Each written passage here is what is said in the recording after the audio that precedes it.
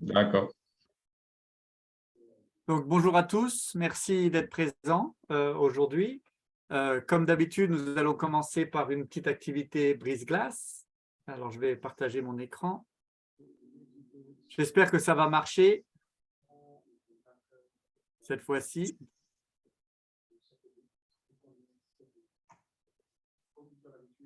Voilà. Donc, la question est de savoir de quelle couleur est la robe. Je vous mets le lien, vous pouvez voter sur Woodclap. Je vous ai mis le lien sur le chat. Est-ce qu'elle est bleue et noire ou blanche et or? J'espère qu'on aura de la diversité cette fois-ci. La dernière fois que j'ai fait un test, tout le monde a vu la même couleur.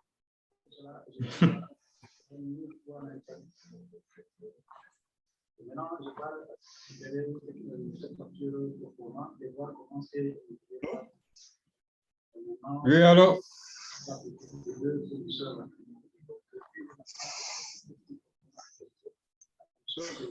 Bon, je viens d'arriver. On prend comment faire pour voter? Oui. Bleu et noir, blanche et or. De quelle couleur vous voyez la robe? La robe, je vois. Là, il faut aller voter, il faut aller voter. Voter. Oui, sur le lien, Ouais. vous cliquez sur le lien. Vous votez là-dessus. Vous cliquez sur le lien dans le chat et vous votez. Ok, merci.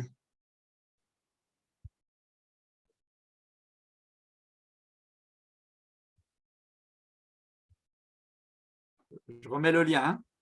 C'est 3 fois le même lien. Bonjour. Bonjour, Willy Serge, vous allez bien? On est dans l'activité brise-glace. Il faut voter. Je vous remets le lien sur de quelle couleur vous voyez la robe.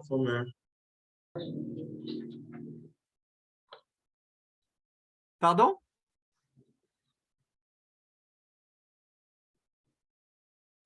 Tu vois du blanc et du kaki. Hein? Du blanc et du kaki. Alors, c'est ou blanc et or ou bleu et noir. Il faut voter. Il y a un lien Woodclap. De l'or, blanc et or. D'accord.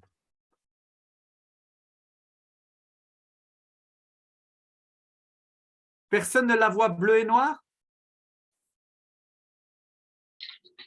Il n'y a pas bleu noir.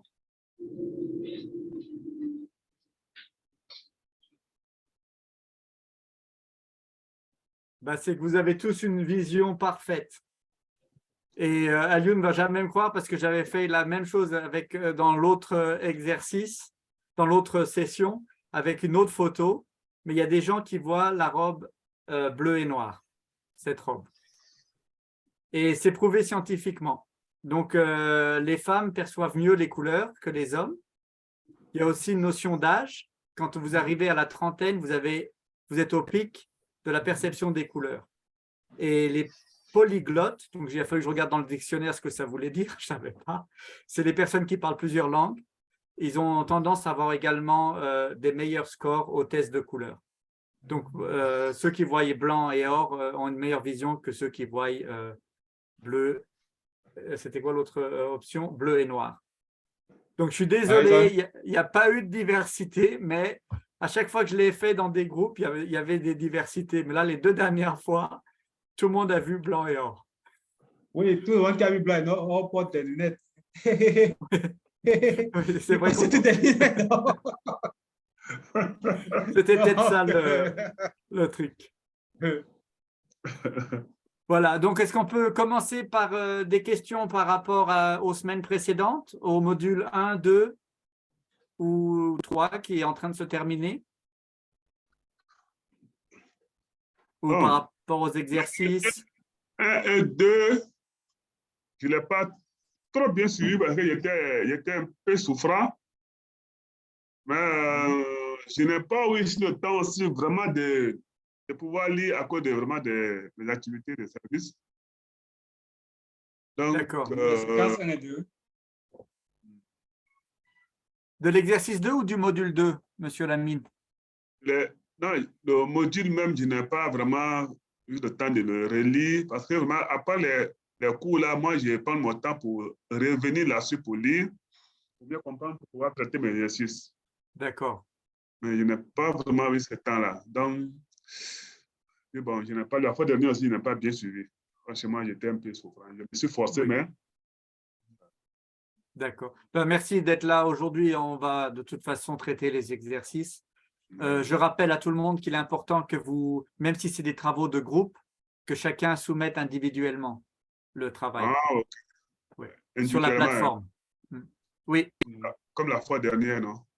oui, comme la fois dernière. Chaque travaux, il faut que chacun ait soumis un travail, quoi. Il faut qu'il y ait une trace sur la plateforme que vous avez fait le travail. Même si vous l'avez fait en groupe, il faudra le mettre à la fin. Mais on va passer à travers. On va expliquer tous les exercices aujourd'hui, les résultats. Est-ce qu'il y a d'autres questions?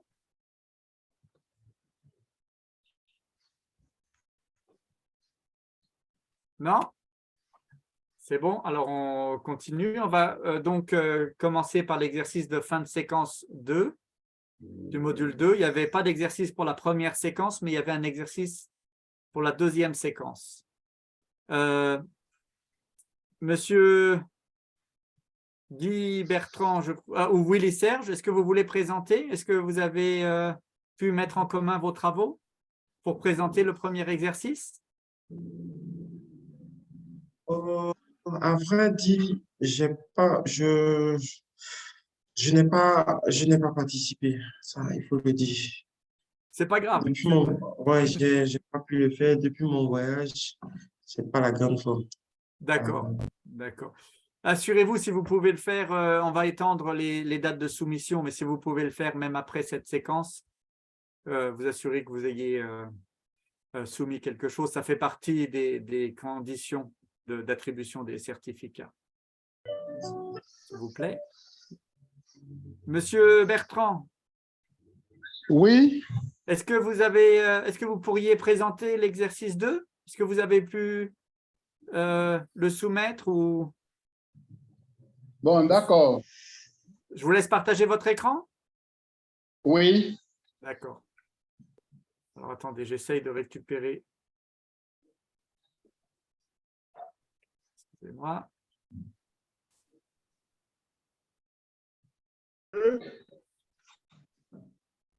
Voilà.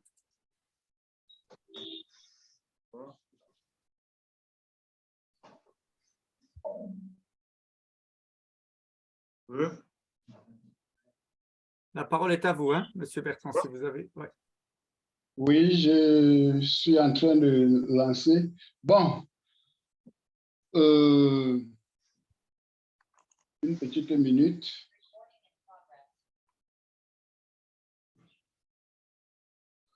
Bon, OK, je vais partager mon écran. Merci.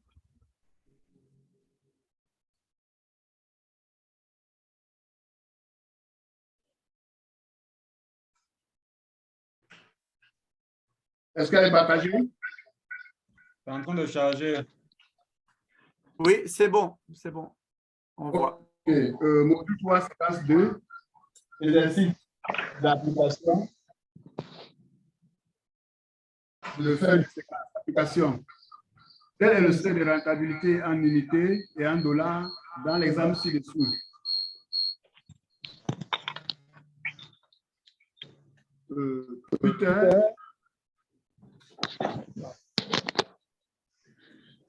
Peter est le comptable des coûts de la station d'emballage d'une entreprise qui exporte les avocats frais.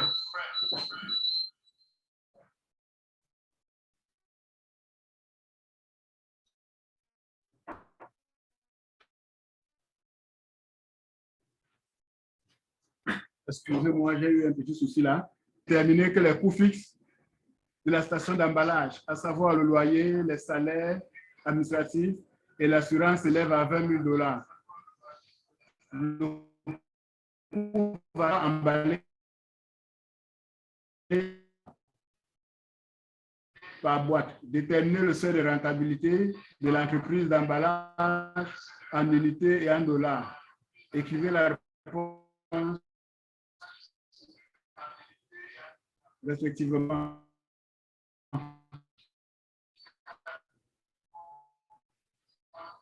On ne vous entend pas bien. Hein.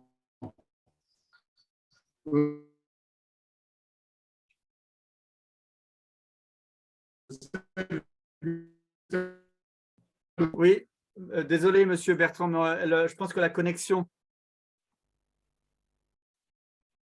En tout cas, on n'entend pas même.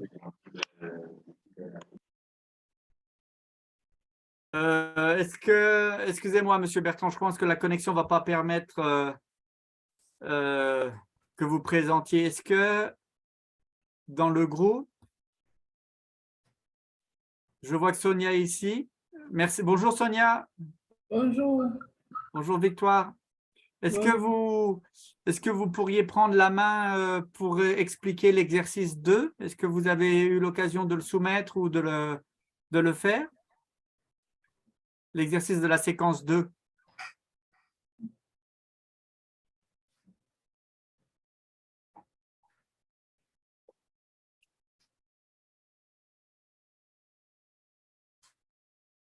Allô?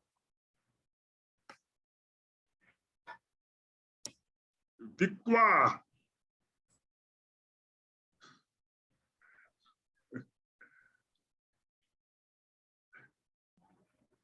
Sonia? Bon. Parti. OK. Est-ce que quelqu'un veut présenter l'exercice 2 de la séquence 2? Bertrand, continue, non? Allô. Oui. Bon, Monsieur On peut Bertrand, continuer? Oui, vous pouvez. Alain, on vous entend bien. Oui, si ça va, si la connexion le permet, ça serait parfait. OK. Allô, Bertrand? Allô, Bertrand? Allô, Bertrand? Oui. Tu es connecté sur 2 supports. Là où tu as Un coupé le problème de micro. connexion. J'ai supprimé l'autre. J'ai coupé le micro du deuxième support. Donc, OK, d'accord. Ouais, c'est bon. Ça va maintenant? oui, c'est parfait. Oui, c'est parfait. OK. Merci. Mon écran est encore partagé? Oui, Non. non, il n'est plus partagé, mais vous pouvez, excusez-moi, vous pouvez le partager. Alors, désolé, tant que je cherchais le document. Et comme D'accord. la connexion me dérange un peu ici. D'accord. Bertrand, vas-y. Monsieur Bon. Bertrand, si vous pouvez Oui. Est-ce partager. que c'est encore Oui. partagé là? Je voulais partager l'écran. Oui, vous pouvez. Bertrand, tu peux lancer le partage. Il n'y a pas de souci. Tout à l'heure, on a arrêté le Allô? partage. Tu peux relancer le partage. Oui, relance le partage. Apparemment. OK.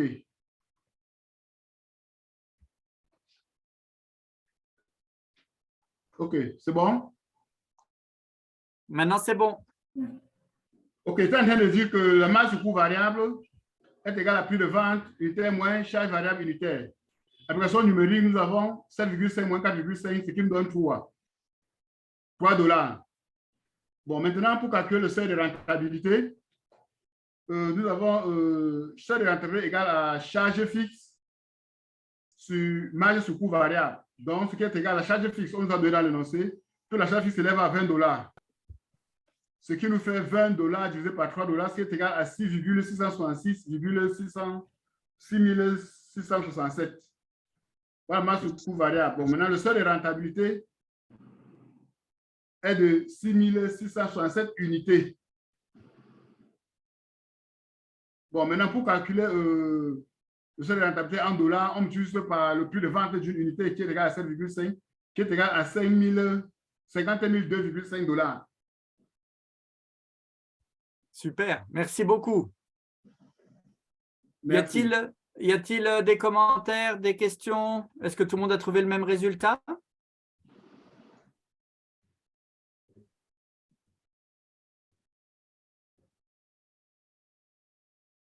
Aucune question? 2 fois? Aucune question? 3 fois? Claude, tu voulais ajouter quelque chose? Non, non, je pense que c'est assez clair. Peut-être, pour quel est l'intérêt de calculer un seuil de rentabilité, Bertrand? Ou quelqu'un d'autre? Pourquoi? Quel est l'intérêt un tel exercice, c'est bien de... OK. oui, tu Le as seuil de calculé. rentabilité, le seuil de rentabilité est, comment on veut dire, est la quantité d'unités qu'il faut produire pour être à l'équilibre, pour ne pas avoir ni de pertes ni de bénéfices. Donc, on voit qu'à 6600, bon, j'ai arrondi, hein, à 6667 unités, on n'a ni perte ni bénéfice. Bon, à partir, en montant maintenant, on peut dégager un bénéfice. Si on produit moins, on a des pertes. Voilà l'intérêt. Donc, après, c'est rentable pour connaître à quel moment est-ce que nous sommes sûrs qu'on n'est pas dans des pertes. Or, si on produit 5000 unités, rassurons-nous vraiment, on ne calcule même pas, on sait que nous sommes dans des pertes. Mais si on est au-delà de 6667, on dégage quand même un peu de bénéfice. Même si on vend à 7,5, on est toujours dans les pertes. Si on est en dessous de cette production. Voilà l'intérêt de calculer le seuil de rentabilité. D'accord. Super. OK, super, merci. Oui, c'est exactement ça. Quand on fait des affaires, à défaut de faire des bénéfices, au-delà du chiffre d'affaires, hein, on ne fait pas les affaires pour le chiffre d'affaires. Hein, ce n'est qu'un indicateur commercial, mais c'est pour créer de la valeur, c'est-à-dire faire des bénéfices, c'est-à-dire créer un supplément de richesse. Donc, on se dit, quand on lance une affaire, à défaut de faire des bénéfices, au minimum, on ne doit pas perdre d'argent. Et c'est pour cette raison qu'on va...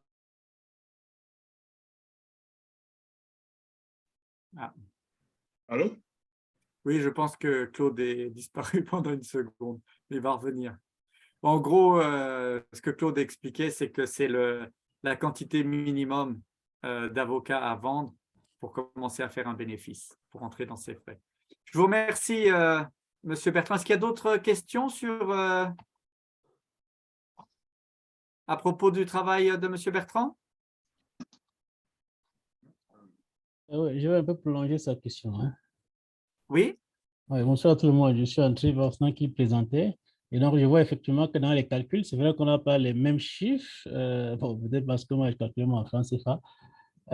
Mais oui, Bertrand, alors, si on se dit qu'il faut, comme tu as indiqué, produire 6667 unités pour espérer être en équilibre et avoir une marge, comment on fait pour savoir quel est, par exemple, le temps qu'on va mettre en termes de nombre de jours pour pouvoir écouler ce nombre d'unités-là?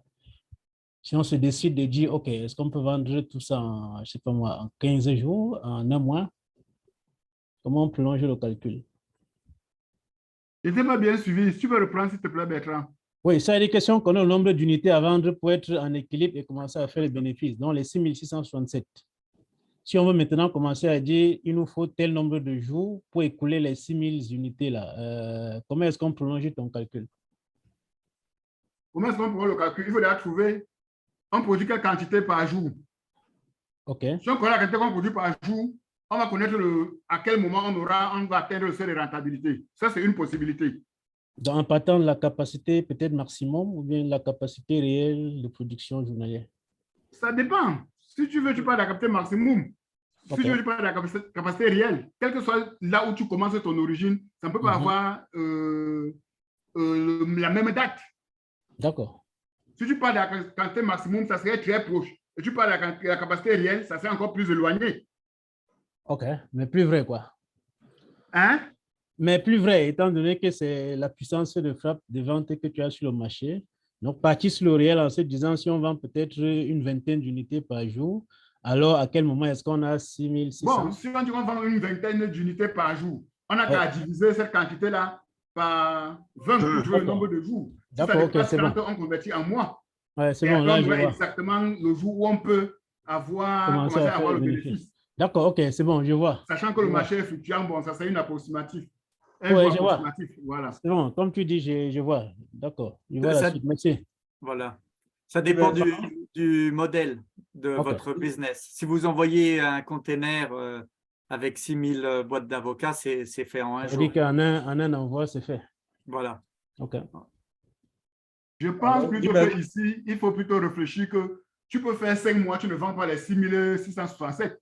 Comme tu peux faire un jour, ça dépend, comme a dit Hugues tout à l'heure, tu te prends dans un endroit où tu vends 8000. Là, tu sais déjà qu'ils sont en train de faire déjà une marge bénéficiaire. Mais si tu fais 11 mois et tu n'atteins pas 5000, toi-même, tu sais déjà que les tarots sont cuits pour toi. Évidemment. Voilà. Tu fais seulement la sauce jaune pour manger. Mais c'est le seuil, là, vous calculez que le seuil de rentabilité, c'est-à-dire le nombre minimum à vendre avant de commencer à faire un bénéfice.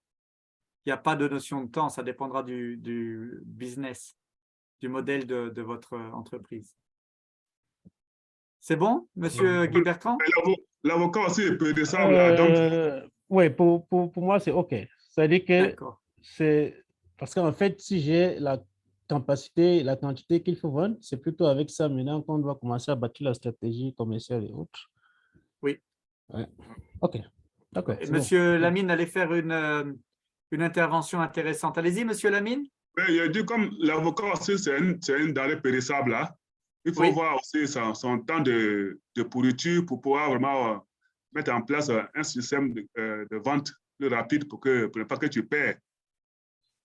Parce que là si tu vends 20 avocats par jour, que si tu sais que tu as 6667 avocats à vendre pour atteindre le seuil de rentabilité, donc il faut revoir ta force de frappe. Tu risques de perdre, tu ne vas pas atteindre les 6600. Donc, il y a tous ces critères-là qui sont vraiment en ligne de compte pour pouvoir fixer, pouvoir faire vraiment ton marketing pour que ça sorte vite. Voilà. Merci, Lamine. Merci beaucoup pour cette contribution. Merci. Merci, monsieur Lamine. Effectivement, là, c'est de la comptabilité, c'est-à-dire c'est le nombre de boîtes à vendre pour arriver, mais ça ne tient pas en compte du risque. Donc, il y a le risque de périssement, comme monsieur Lamine mentionne. Il y a aussi le risque de production. Est-ce que vous allez produire assez s'il y a eu, je ne sais pas, une tornade, des pluies intensives? Il y a beaucoup de choses qui puissent arriver. C'est vraiment de la comptabilité. Ça ne tient pas en compte, effectivement, du durée de stockage ou des conditions de stockage ou de production des avocats. Ni du prix, ni de la variété, ni de la variation du prix des avocats. C'est un prix moyen. C'est-à-dire que si vous êtes en saison, le prix de l'avocat va baisser et donc l'équation va être modifiée. Si vous vendez hors saison, si vous avez une production hors saison, le prix de l'avocat va augmenter et cette équation va également changer. Mais ça donne une indication du seuil de rentabilité. Est-ce qu'il y a d'autres questions? Est-ce qu'il y a d'autres commentaires?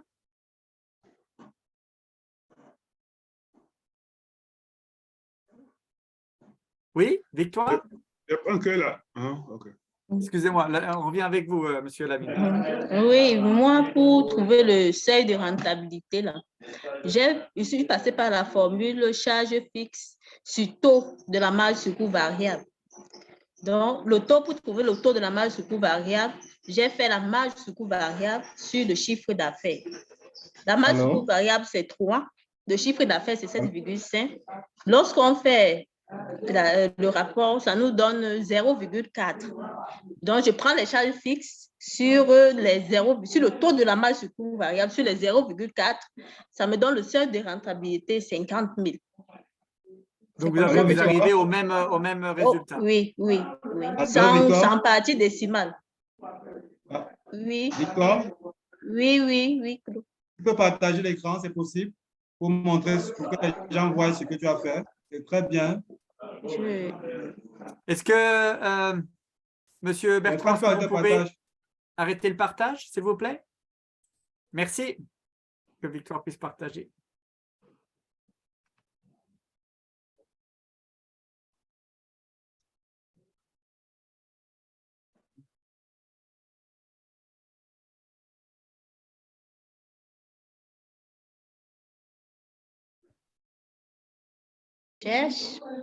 Oui, si vous pouvez partager votre écran, Victoire, s'il vous plaît. Il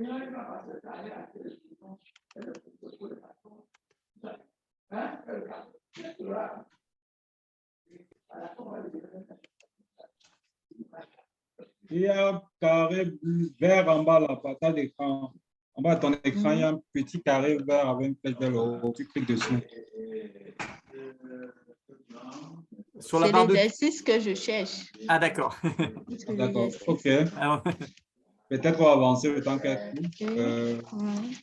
Peut-être qu'en attendant, Lamine, vous alliez dire quelque chose. Vous aviez un autre commentaire.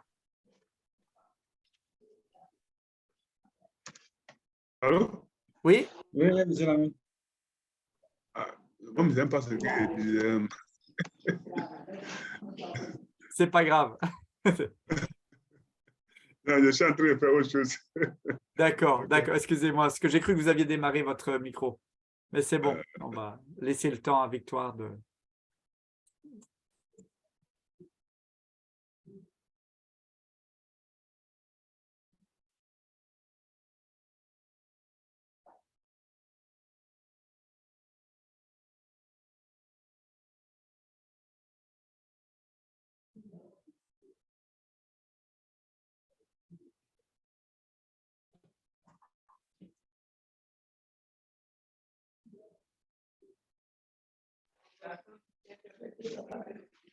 C'est bon?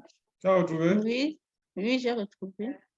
Dans le petit carré vert là en bas, Mhm.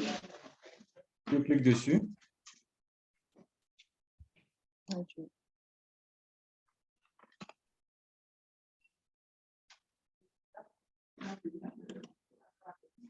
Oui, c'est partager l'écran, oui. Ouais.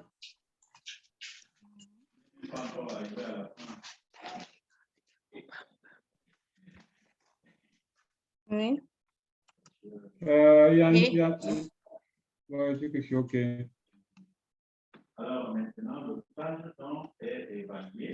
Je sais pas si je suis là. Alors, si le stage n'est pas confiant, il faut renouveler. Je vais partager l'écran.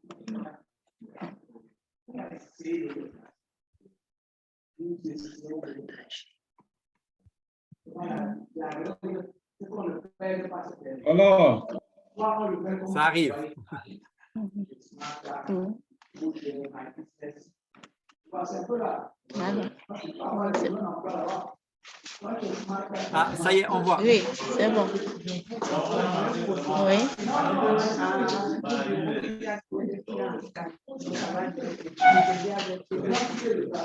Je sais Par pas si contre- vous voyez.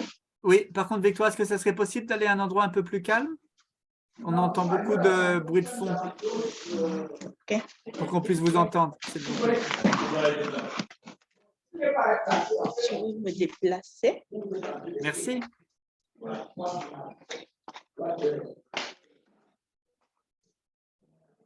Ça va? Oui, c'est parfait. Merci.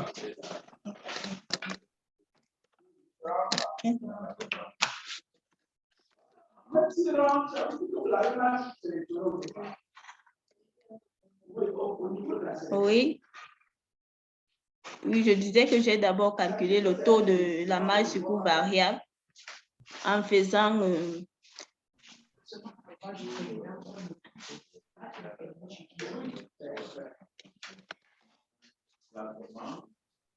Est-ce que vous m'écoutez? Oui, oui, on vous entend. On vous entend. Oui. J'ai d'abord calculé la marge en faisant le coût variable sur le chiffre d'affaires. Oui. D'accord. Donc, 3 sur 7,5, ça m'a donné 0,4.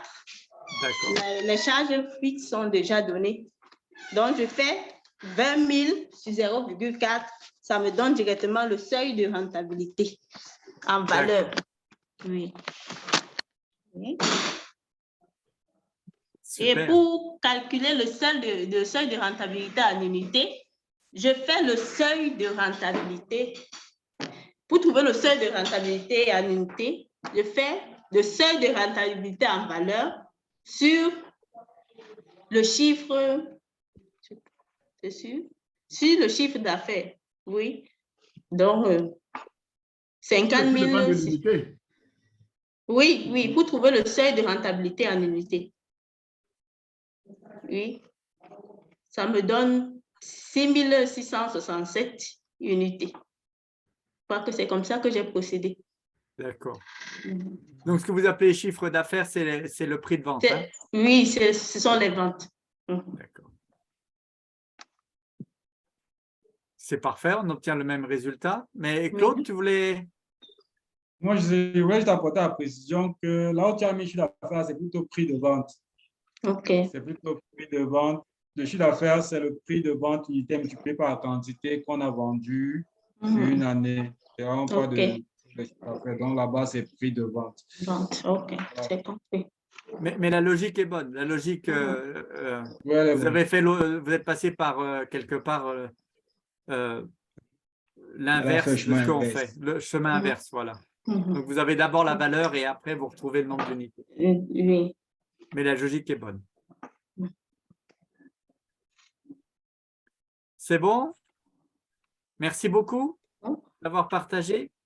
Oui.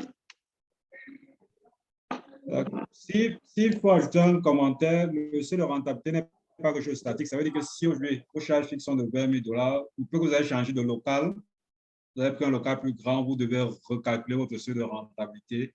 Donc, en fonction des variations de l'économie, si vous avez pris un local moins grand, ça peut même vous aider à, si vous êtes en phase de lancement, à fixer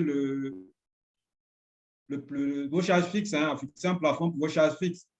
C'est-à-dire, vous allez sur un loyer peut-être, je ne sais pas moi, de 5 000 au lieu d'un loyer de 6 000 parce que vous voyez que avec un loyer plus élevé et connaissant vos capacités réelles, vous risquez de ne pas atteindre votre seuil de rentabilité. Vous pouvez choisir d'abandonner certaines charges fixes, de chercher des charges fixes d'un cran un peu en dessous. Donc, ça, c'est aussi un outil d'analyse.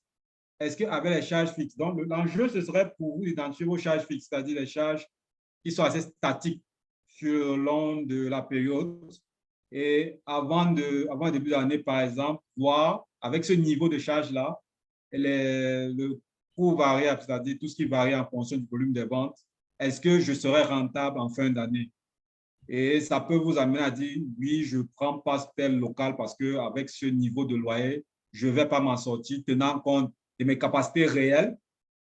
Voilà, parce que là, on revient à la notion de ça que je voulais ajouter, la notion de capacité réelle. C'est ce type d'analyse que vous avez fait avec cet outil-là. C'est plus un outil qui va vous permettre de vous projeter, de voir. Ça peut aussi être, si vos charges fixes sont stables, vous pouvez mener des actions.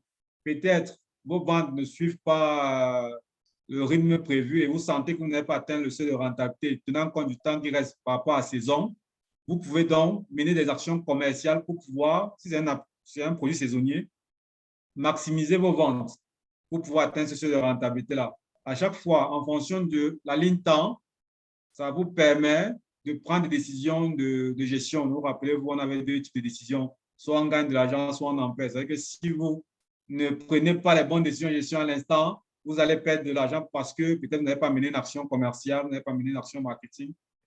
Peut-être parce que vous avez choisi un loyer trop grand, vous avez perdu d'argent. Vous voyez que tous ces éléments concourent à vous faire prendre les deux décisions qu'on a dit en gestion. Soit des décisions qui vous font gagner de l'argent parce que j'ai décidé de baisser le niveau de mes charges fixes. Je ne me suis pas offert la nouvelle voiture parce que, bon, avec cette charge fixe-là, je ne m'en sortirai pas. Ou, voilà. Et puis, c'est un peu ça. C'est plus un outil de gestion. Et ça doit être dynamique. Donc, d'une année à une autre, vous pouvez le recalculer ou d'un trimestre à un autre, tenant compte de vos réalités, ce qui a changé. Est-ce qu'il y a un nouvel employé qui est arrivé? Parce qu'un employé que vous payez un fixe 100 000, vous voyez que c'est une charge quand même qui est fixe. Est-ce que le niveau salaire que je donne à mes employés va me permettre d'atteindre mon seuil de rentabilité? Est-ce qu'il y a des objectifs de vente que je vais les assigner par rapport à leur niveau de salaire? Tous ces éléments-là, c'est des éléments que cette rentabilité va vous aider à amorcer comme axe d'analyse sur votre affaire. Voilà, c'est vraiment ça, c'est un outil, plus un outil de gestion qu'un calcul simple, comme on pourrait le voir là. Donc, c'est votre interprétation des décisions que vous prenez derrière qui sont plus intéressantes. Voilà, donc c'est le commentaire que je pourrais ajouter sur cette notion très importante de seuil de rentabilité. Merci Claude. Y a-t-il des questions avant qu'on passe au prochain exercice?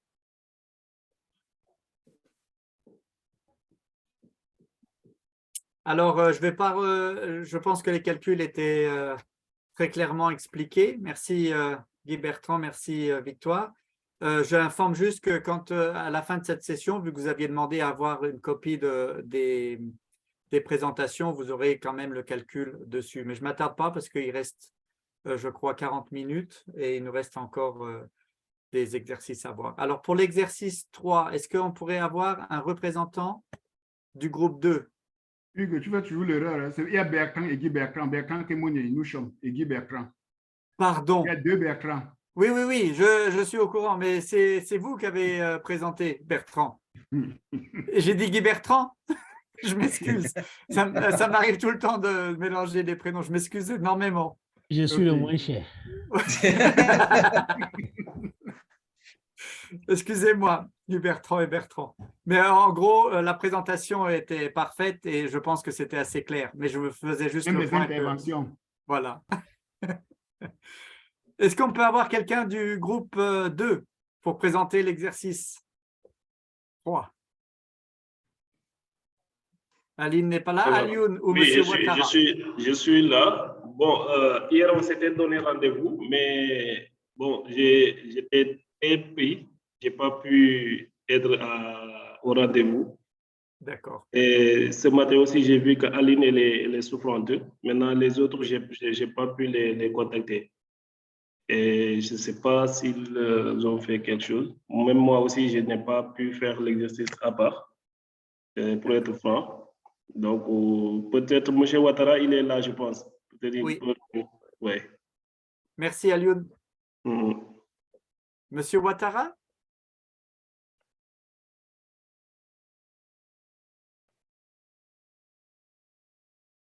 Allô, Monsieur Ouattara? Parce qu'il était dans sa voiture tout à l'heure. Je ne sais pas si il est en mesure de présenter ou pas.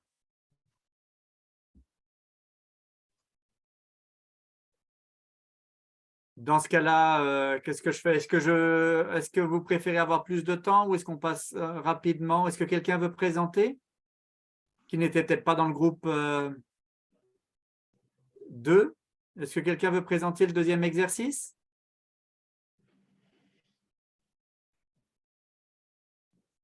Bon, si pas, on peut s'essayer, hein. On peut encore présenter, il n'y a pas de problème. D'accord. Ça vous va, Bertrand? Vous voulez que ce soit quelqu'un d'autre? Oui, ça va, je peux présenter. D'accord. Merci. Donc, j'arrête mon partage d'écran et je vous laisse présenter. Merci. Hein. OK.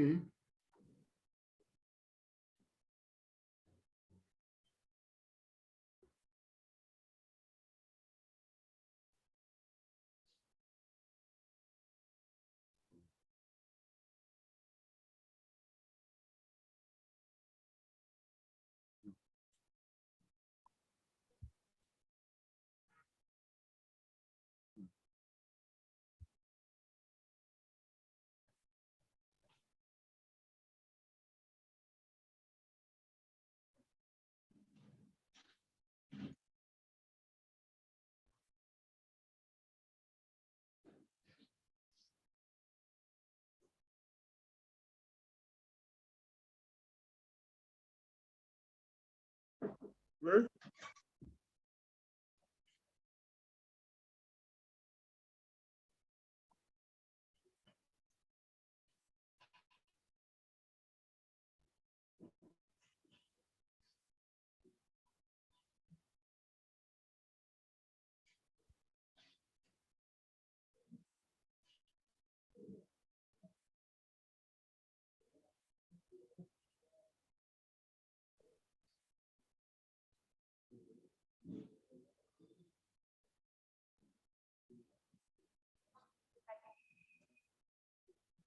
Ouais, c'est bon là.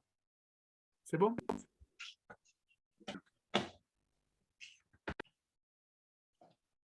Allô? Oui. Bertrand, Oui, on attend le partage. Ah, Oula, on a perdu Bertrand. d'accord. Est-ce que quelqu'un d'autre voudrait présenter?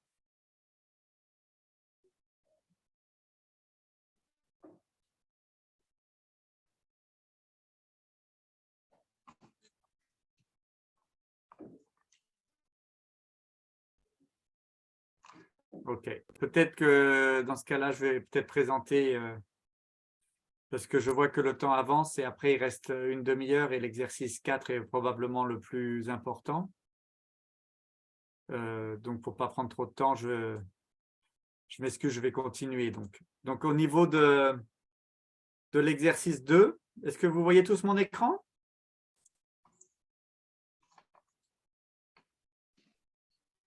Oui, c'est bon. Merci. Donc, pour l'exercice 2, il y avait 2 quiz. Donc, le premier quiz, la première question, est-ce que Julius Juliana, c'était le nom de l'entreprise, devrait-elle acheter ou louer l'actif? C'était la question. Je n'ai pas l'énoncé, mais en gros, c'était la question qui était posée. Donc, est-ce que vous êtes d'accord que le mieux, c'est quand même de louer l'actif plutôt que d'acheter? Et pour quelle raison? Parce que la location, ça sortait vraiment du cours asynchrone, c'est que la location avait un plus faible impact sur le passif de l'entreprise et sera considérée comme un passif courant. Est-ce que c'est clair pour tout le monde ou est-ce que d'autres personnes ont d'autres avis par rapport à cette réponse?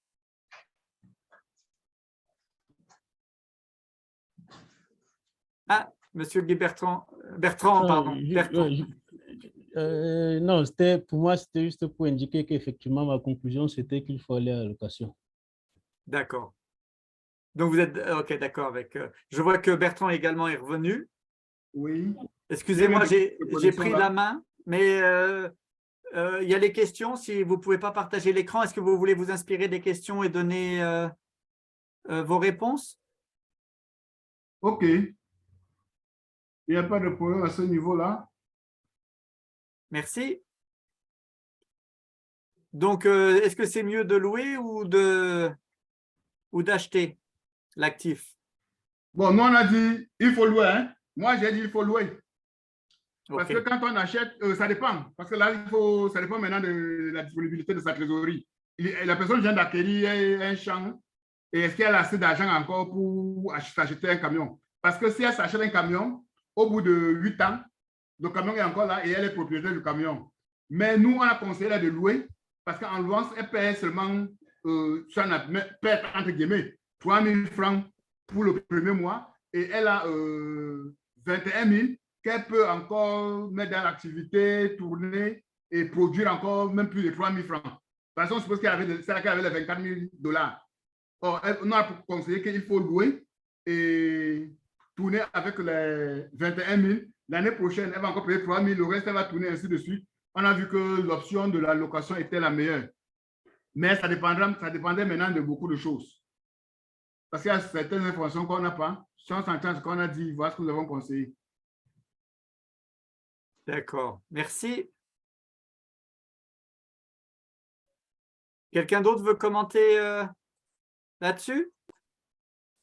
Je vous remets l'énoncé, hein, juste pour mettre dans le… Ah, excusez-moi, c'est le mauvais exercice. Pour remettre dans le contexte. Parce que là, effectivement, qu'avec les réponses, ça peut être difficile. Ah, mince, j'ai mis aussi les réponses là-dessus. Oui, mais Jean-Hugues. Oui? Ouais, peut-être le commentaire que je fais pour ajouter sur ce que Bertrand a dit déjà, c'est qu'effectivement, les informations qu'on a dans l'énoncé indiquent juste qu'ils ont besoin de l'appareil, mais le camion, lui, coûte 24 000. Oui. Et ils n'ont pas 24 000 $. Exactement. Il s'amortit pour 8 ans et donc c'est un investissement qui pour nous, vraiment, ça semble être onéreux. Surtout qu'on ne connaît pas le volume. S'il faut prendre le camion, s'il faut acheter un camion pour venir faire des tournages qui ne sont pas importants, là, ce n'est pas justifié. Alors, si on avait dans l'énoncé peut-être un indice qui dit par exemple que les volumes sont importants, que la charge du travail est importante et justifie le fait qu'on achète un camion, ça aurait pu passer. D'accord. Merci. Effectivement, il n'y avait pas ces données. Donc, c'est basé sur les données qui sont fournies dans l'énoncé. Claude, tu veux ajouter quelque chose par rapport à ça? Bon, effectivement, c'est ce qu'on voulait faire voir surtout dans l'exercice, c'est l'achat n'est pas toujours la meilleure option. Donc, vous voyez, en engageant par 24 000 $, il y a à se passer. Ce n'est pas le camion au fond, c'est bien, mais si on peut louer, c'est encore mieux parce que ça nous évite des coûts comme l'amortissement. Et la trésorerie qu'on n'aura pas engagée, on peut l'injecter à quelque chose de plus productif. C'est-à-dire que si on fait des grands volumes et qu'on a un contrat de location, on peut acheter un camion aujourd'hui, on fait des grands volumes et qu'on a un prestataire fiable, on loue le camion, on s'en sort, on fait une meilleure marge, on va dire, comme ça, pour quelqu'un qui lance une activité. Maintenant, et ça je vous rejoins, maintenant avec le niveau d'activité qui évolue et le niveau d'autonomie qu'on va avoir, peut-être le niveau d'exigence qu'on a avec sa clientèle, oui, on peut aller vers l'achat de camion, mais c'est vraiment une décision stratégique. Et un démarrage, il faut éviter le maximum de charges fixes. N'oubliez pas qu'en faisant connexion avec la question du seuil de rentabilité, parce qu'en loin, vous voyez que l'amortissement ou les frais d'entretien d'un certain niveau, vous ne les supportez pas. Du coup, c'est intéressant pour la marge que vous faites. Mais si vous achetez un camion, il y a toute la maintenance, l'entretien camion qu'il y a derrière aussi qui vient avec. Et si vous ne faites pas de volume, comme vous avez dit, alors là, bonjour les problèmes. Vous êtes en train de perdre de l'argent. On revient à nos deux décisions là en gestion. D'accord. Mais dans l'incertitude, avec le niveau d'activité qu'on a, vous devez mieux louer parce qu'on n'a pas assez d'informations et on nous a dit que c'est une activité en lancement. Merci. Ouais, c'est bon. Merci Claude. Alors, juste pour du point de vue de l'exercice, les deux réponses sont bonnes. Nous, ce qu'on va juger, ça sera quand même la logique. Si vous dites que s'il y a un volume large, ce sera peut-être plus judicieux d'acheter. La réponse est bonne également. Mais avec les données qu'on a dans l'énoncé, peut-être, et puis en vue de ce qu'on veut faire ressortir du module, donc des activités asynchrones, la réponse serait peut-être plutôt de louer l'actif que d'acheter. Par contre, si vous avez une logique et que la logique se tient, la réponse est bonne également. Hein, Claude, est-ce que ça te convient? Tout à fait, oui. Donc, comment la décision que vous recommandez affectera-t-elle leur bilan? Donc, dans le cas de la location. Oui, la location, ça devient une charge. Alors que si vous avez fait l'achat, ça était une immobilisation corporelle. Et là, il fallait encore tenir compte des amortissements et tout ça. Alors qu'en location, maintenant, c'est tout juste une charge. Voilà. Merci. Y a-t-il autre chose? Quelqu'un d'autre? Monsieur Lamine? Bon. C'est bon, j'ai compris. OK, merci. Alors, le contrat de location simple fait apparaître un passif plus faible dans le bilan des revenus qu'un achat. D'accord? Parce que vous n'avez que le prix de la location plutôt que le prix d'un prêt ou d'une charge si vous avez assez de cash. Ça, c'était la réponse. C'est une des réponses, mais ce que a dit M. Bertrand tient également. C'est bon? Est-ce qu'on est bon par rapport à la première partie? Je continue? Il n'y a pas de connexion. On peut avancer pour la deuxième partie. OK. Donc, le deuxième quiz, alors là, il y avait un petit jeu de rôle, plus ou moins, étude de cas. Je vais le lire, comme ça, on est tous à la même page quand on arrive à répondre aux questions. Donc, John, le directeur de la ferme, donc MD, le tracteur, c'est John qui parle, le directeur de la ferme. MD, le tracteur de labour est à nouveau en panne. Le mécanicien a dit que le moteur était irréparable et il nous reste 2 semaines avant la saison des semis. Si nous manquons la saison de plantation, tous nos efforts auront été gaspillés. J'ai même amené Jacob, le comptable, ici pour confirmer le montant que nous avons dépensé pour le tracteur depuis janvier. Donc le directeur général. Jacob, combien avons-nous dépensé en réparation jusqu'à présent? Combien coûte un nouveau tracteur? Qu'est-ce que ce problème? Je n'ai pas d'argent nulle part pour acheter une nouvelle machine. Jacob, le comptable. Monsieur, nous avons dépensé 23 750 $ en réparation rien que cette année. Un nouveau tracteur coûte 128 000 $ chez Angel Tracteur. Monsieur, nous avons 10 500 $ sur nos comptes bancaires. Le directeur général. Je n'ai pas cette somme d'argent nulle part, 10 500. Est-ce suffisant pour acheter la charrue? Allô? Je continue. Hein. Est-ce suffisant pour acheter la charrue? Même s'il y a un acheteur pour ma maison personnelle, cela ne nous rapportera pas cette somme. D'accord? Le comptable. Monsieur, nous pouvons opter pour un bail d'exploitation de Janta Mata Leasing Limited. Ce sera un engagement hors bilan. Nous n'aurons pas besoin de ce genre de liquidité. John, le directeur de l'exploitation. Comptable, nous parlons d'argent pour acheter des machines. Vous parlez d'éléments hors bilan. Laissez-nous chercher l'argent, s'il vous plaît. Le directeur général. Comptable, ne ramenez pas la théorie. Qu'est-ce qu'un engagement hors bilan? Qu'est-ce qu'un bail d'exploitation? Tout ce dont j'ai besoin, c'est d'une machine pour labourer. Comment va-t-il acheter notre entreprise? Venez m'expliquer dans mon bureau. John, viens avec nous dans mon bureau. Question. Donc, c'est la question qui est posée à tout le monde. En supposant que vous êtes Jacob le comptable, comment allez-vous aider le directeur général? Enfin, en fait, il y a deux choses à définir. Qu'est-ce qu'un engagement hors bilan et qu'est-ce qu'un bail d'exploitation? La parole est à vous. Qui veut se lancer? Comment vous allez aider Jacob? Enfin, le directeur. Oui, monsieur Ouattara. Bonsoir. Ouais, bon, moi, je suis dans un cadre un peu, je suis un peu très éloigné. À présent, même c'est à partir de mon téléphone que je suis en train de suivre ça un peu. Mais souvent, j'arrive à discuter avec les gens ici. Ce n'est pas les documents auprès de moi, mais ce que je peux un peu dire, ce n'est pas quelque chose à présenter, mais je peux peut-être que donner des explications un peu à ce niveau-là. S'il vous plaît. Tout à fait. OK, merci beaucoup. Le hors bilan présente les engagements donnés ou reçus d'une société qui ne donne pas lieu à une écriture comptable. Ça, c'est ce que je retiens d'un hors bilan. Oui, c'est parfait. Merci. Okay. Maintenant, le bail d'exploitation, c'est un contrat de location simple, un accord par lequel le droit d'utiliser un bien du propriétaire est transféré à une personne, ceci en échange d'un paiement périodique. Parfait. Merci beaucoup. C'est un peu les deux informations que j'ai pour ces deux questions. Super. Merci beaucoup, monsieur Ouattara. C'est parfait. Est-ce que tout le monde est clair avec ça?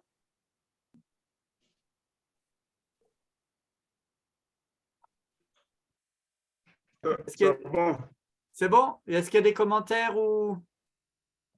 Parce que je vois qu'il est déjà 4h07 et puis que je veux laisser assez de temps pour Claude pour aller à travers les calculs un peu plus compliqués du prochain exercice.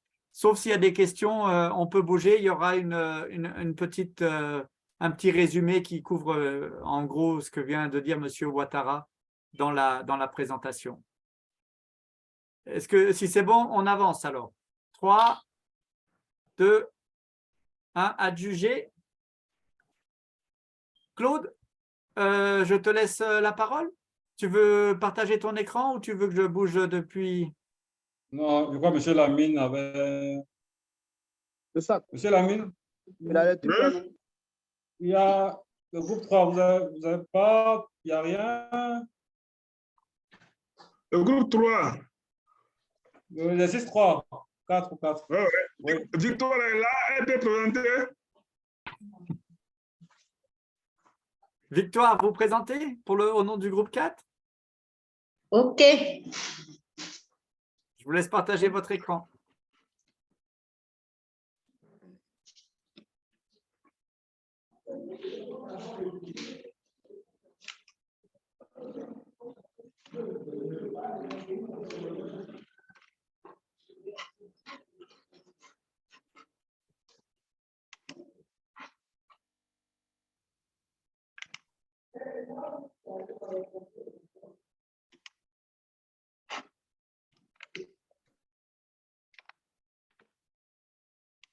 OK. Les suites de la c'est fini comme ça. Je pense qu'il y a... Merci. Oui, c'était un exercice de réflexion, exercice 2. La séquence 3 là. Oui. Nous sommes au niveau de l'exercice 3. On nous a donné ici un tableau, un bilan. Un bilan. Et plus bas, on nous demandait de reconstituer le bilan fonctionnel en masse. Donc, les montants sont déjà donnés. On a le montant de l'emploi stable, l'actif immobilisé, 163 68 593. L'actif circulant, dont la somme des stocks plus créances clients, 33 811 727. Et enfin, trésorerie active, 17 942 579. Et du côté du passif, nous avons les ressources stables. Les montants ont déjà été donnés. 181 658 841. Passif circulant, on a fait l'addition des dettes fournisseurs plus les dettes fiscales et sociales. Ça nous donne 33 164 058. Et la trésorerie passive, 0. Un total de ressources de 214 822 899. On nous a demandé de calculer le fonds de roulement.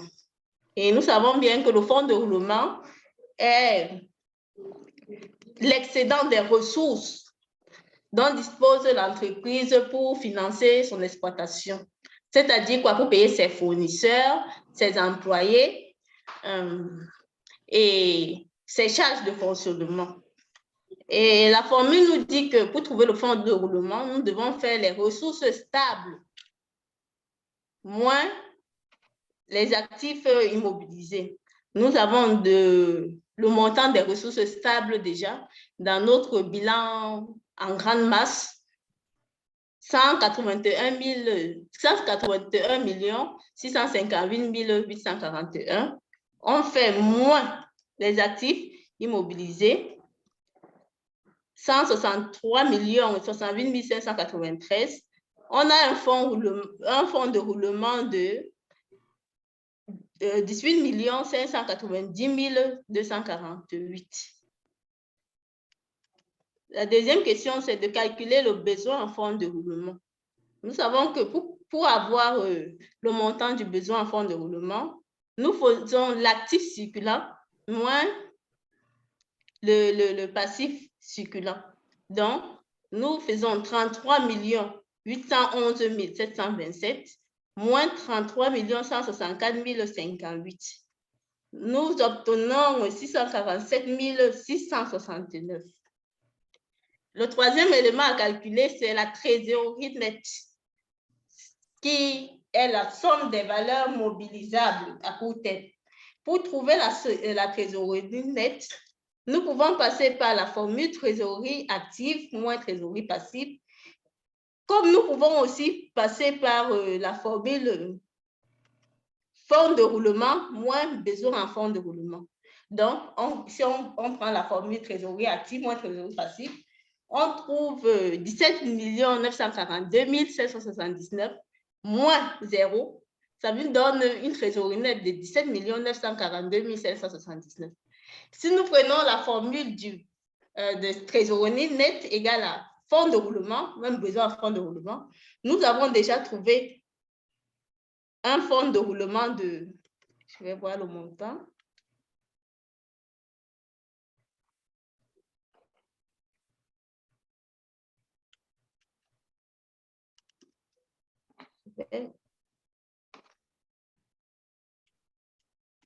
Oui. Oui, on a pris la deuxième formule, fonds de roulement moins besoin en fonds de roulement, 18 590 248 moins le fonds de roulement de 647 669, ça nous donne 17 942 579. Nous voyons que par les deux méthodes, nous retrouvons le montant de la trésorerie nette. Donc, c'est à nous de choisir si nous allons passer par la formule trésorerie nette égale à trésorerie active moins trésorerie passive ou la méthode de fonds de roulement moins besoin en fonds de roulement. Nous aboutirons au même résultat. Le quatrième élément qui nous a que nous devons calculer ici, c'est le ratio de couverture des capitaux investis. Oui, nous savons que le ratio des capitaux investis, c'est les ressources dont dispose l'entreprise pour financer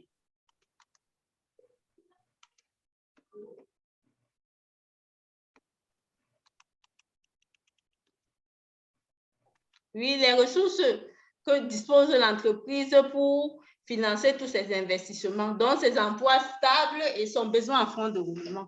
Et pour trouver ce ratio, nous savons que le ratio de couverture des capitaux investis, c'est les ressources stables divisées par l'emploi stable plus le besoin en fonds de roulement. Nous avons déjà le montant des ressources stables, 181 658 841 sur l'emploi stable plus le besoin en fonds de roulement. Quand j'additionne les deux montants, donc 168 068 593 plus 647 669, j'ai un montant de 163 716 262. Donc, je fais donc 181 658 841 sur 163 716 262. Et j'obtiens un ratio de 1,10. Et nous savons que quand le ratio doit normalement être égal à 1 ou supérieur. Notre ratio est de 1,10. Ça veut dire que les ressources de l'entreprise financent tous ces investissements. On peut dire que l'entreprise est financièrement solide. Nous allons continuer. Après cela, on nous a demandé de calculer le ratio de liquidité.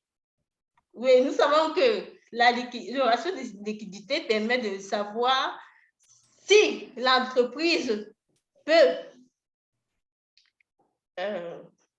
payer ses dettes dans les délais convenus, ses dettes à court terme.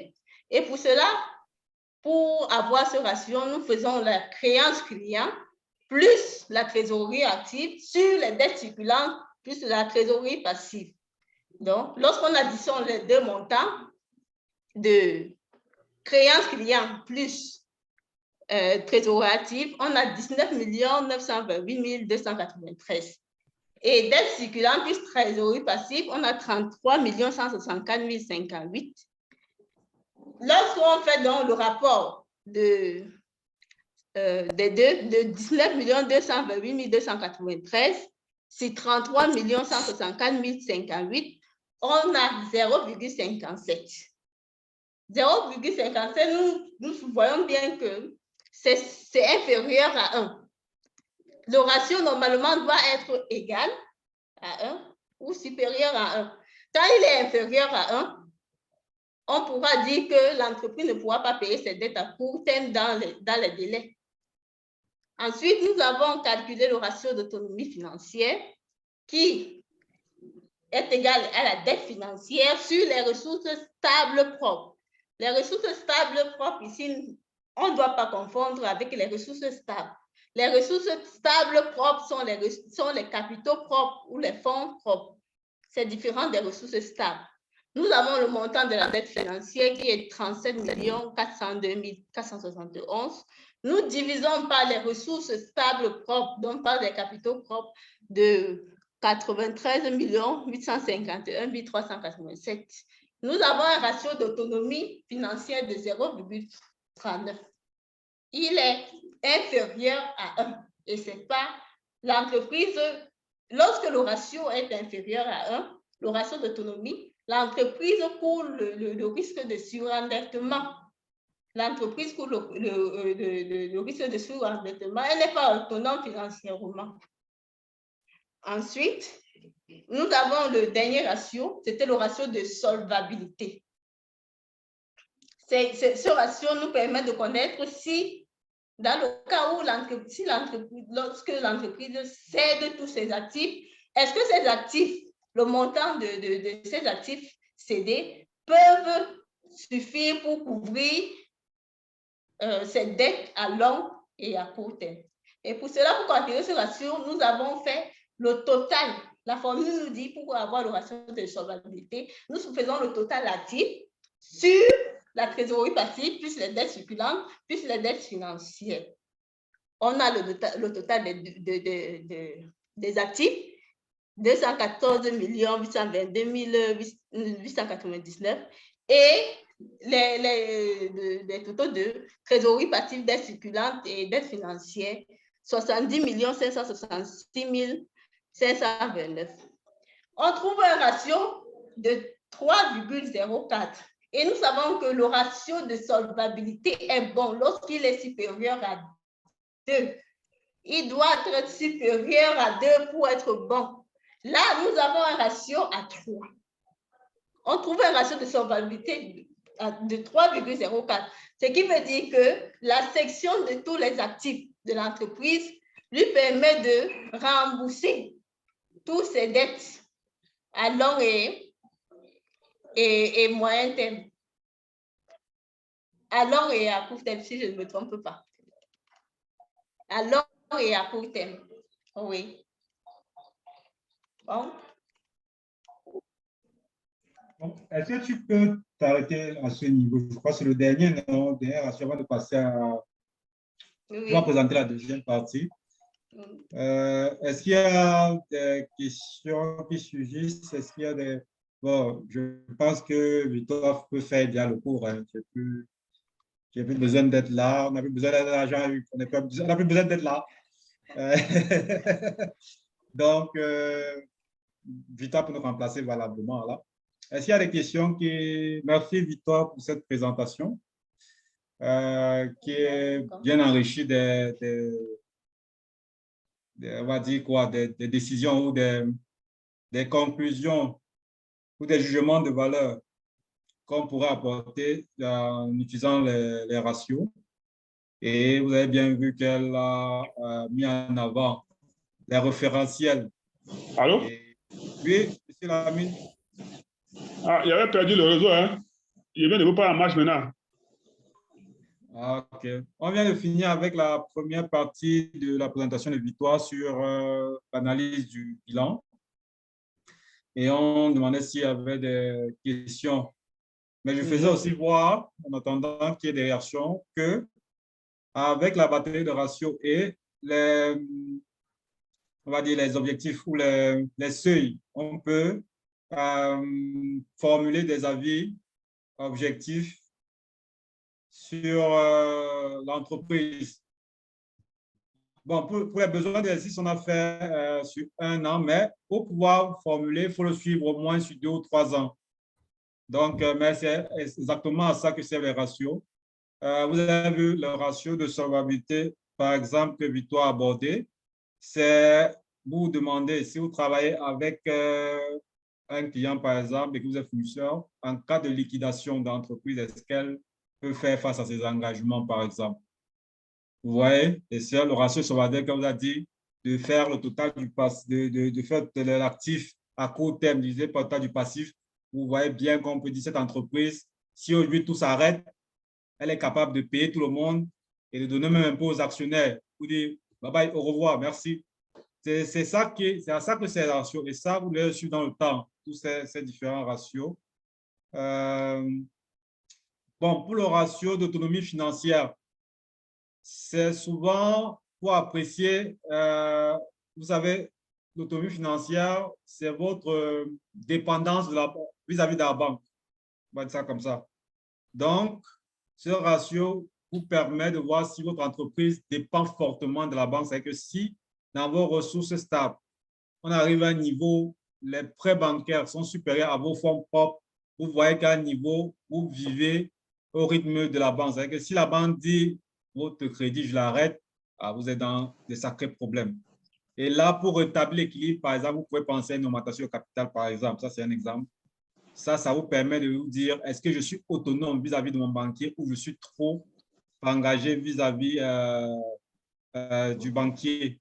Je ne sais pas si vous voyez. Donc, ce ratio est toujours intéressant dans la mesure où vous pouvez, si un autre banquier vous fait un second crédit, il va regarder si vous êtes assez autonome, il va dire je ne peux plus vous faire crédit parce que quand je regarde votre ratio d'autonomie, vous êtes suffisamment engagé. Et si je vous fais un autre, vous risquez un surendettement. Ça, c'est vraiment sur les dettes à long terme. Donc, ce ratio, vous-même, vous devez le contrôler pour vous rassurer parce qu'à un moment, si vous voulez vous refinancer, que vous ne suivez pas cette ligne-là, vous pouvez vous retrouver dans une situation où au moment où vous avez besoin d'argent, vous êtes saturé et la banque vous refuse un prêt basé sur ce ratio-là. Donc, c'est pour ça que je disais la dernière fois, il faut faire attention au classement des dettes. Quand c'est une dette à court terme et que vous avez eu le malheur de classer à long terme, par exemple, ou une dette à long terme, vous avez le malheur de classer en bas de bilan, ça peut biaiser l'analyse qu'on fera de vos états financiers. D'accord? Une question un peu. Oui.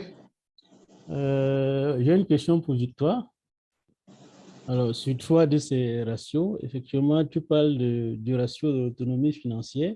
Je crois que dans son calcul, on s'est bien rendu compte que le ratio n'était pas bon, que l'entreprise devait fonctionner peut-être sur les dettes de la banque. Maintenant, le deuxième ratio, c'était sur les liquidités. Je crois que c'était la même chose. Cela devait être à 0,37. Après, on arrive sur le ratio de solvabilité, c'est à 3.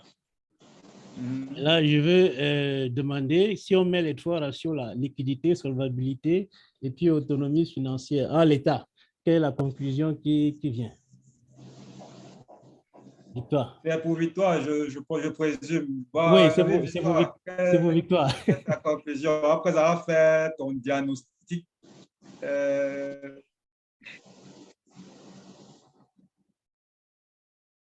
trouve que c'est une très bonne question. Hein. Très bonne question. Victoire est là? Là? Oui. D'accord. Tu peux reprendre ta question, s'il te plaît. Je disais, lance un coup d'œil un peu sur 3 ratios. Regarde le ratio de l'autonomie financière. Tu vas voir que d'après les calculs et ta conclusion, c'est que l'entreprise vit sur les dettes, de la banque. Maintenant, quand tu regardes sur les liquidités, c'est la même chose. C'est pas bon. Pas assez liquide. Maintenant, quand tu arrives sur la solvabilité, tu as 3. Et ta conclusion, c'était qu'effectivement, il peut faire face à ces échéances. Donc, quand tu mets les 3 ratios ensemble, quelle est la conclusion qu'on peut tirer? La conclusion qu'on peut tirer ici, c'est pas parce je crois qu'on peut tirer.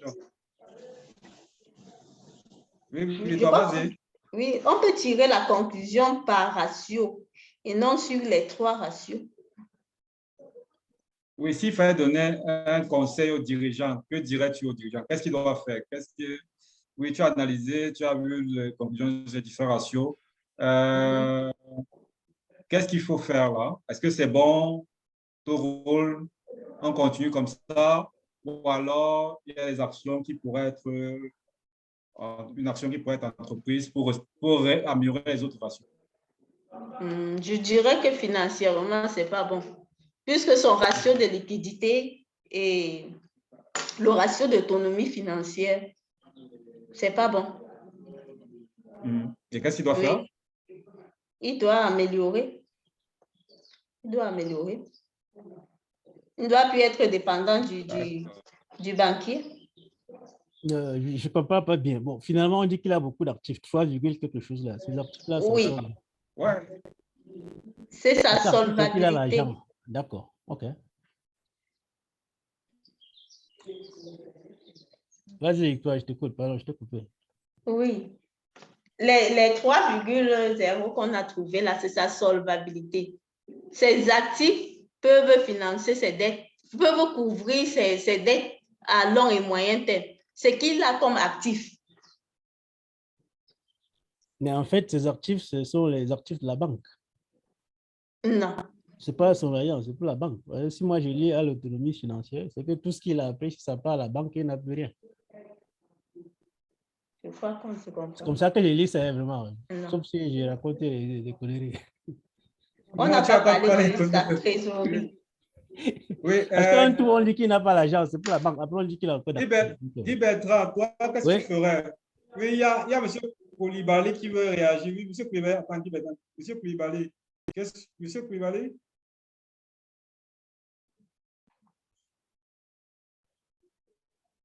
M. Koulibaly.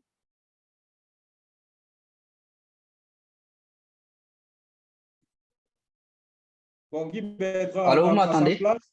Allô, Oui, on allô, t'entend. allô, allô. Merci. Je, Oui, je monsieur disais Guy. que je vais apporter quelques éléments de réponse sur la base des 3 ratios. Le conseil que je pourrais donner à l'entreprise, c'est déjà, on sait que déjà, les actifs pourront couvrir les dettes, mais on peut leur demander de réduire les charges fixes. Si possible, si vraiment ils veulent faire une marge, c'est de réduire les coûts fixes. OK.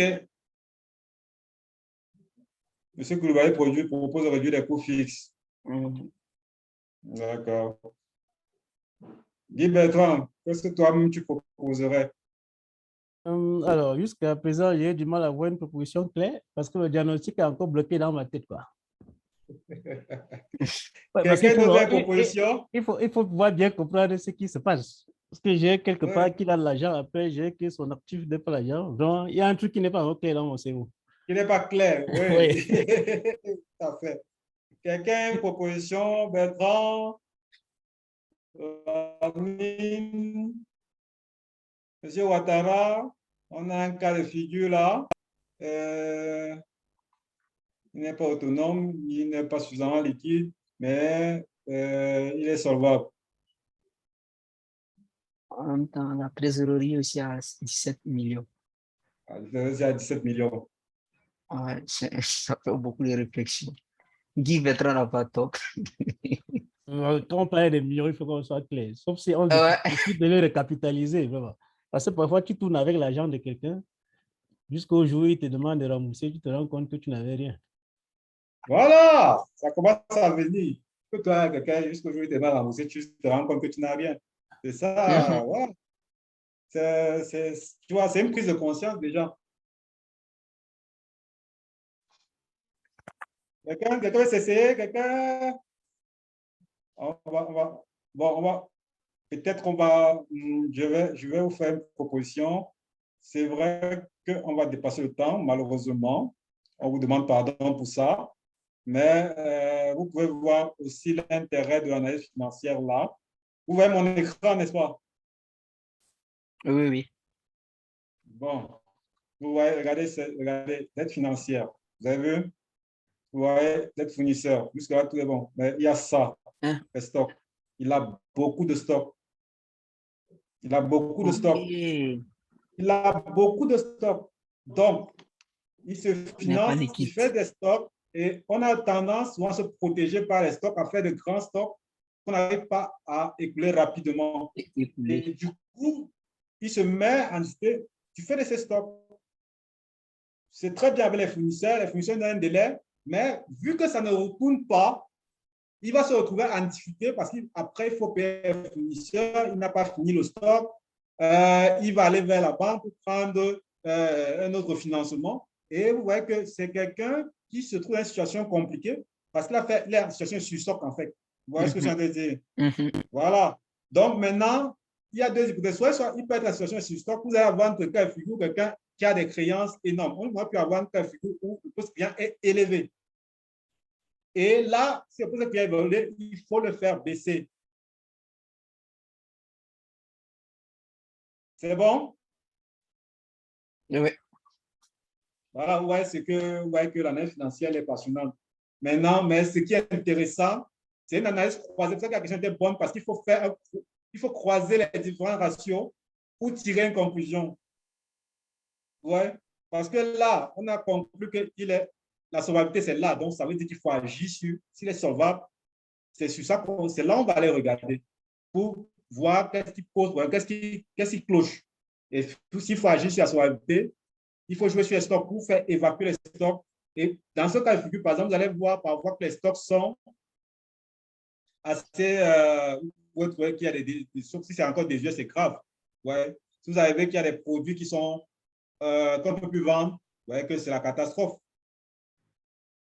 Que apparemment, et ça, c'est une analyse financière, on ne se limite pas aux chiffres, on va aussi chercher l'information extra-comptable parce que vous pouvez aussi arriver que ces stocks, c'est là parce qu'ils n'arrivent pas à vendre. Parce que c'est des stocks, en fait, qui sont, vous l'avez gardé et puis c'est aujourd'hui invendable.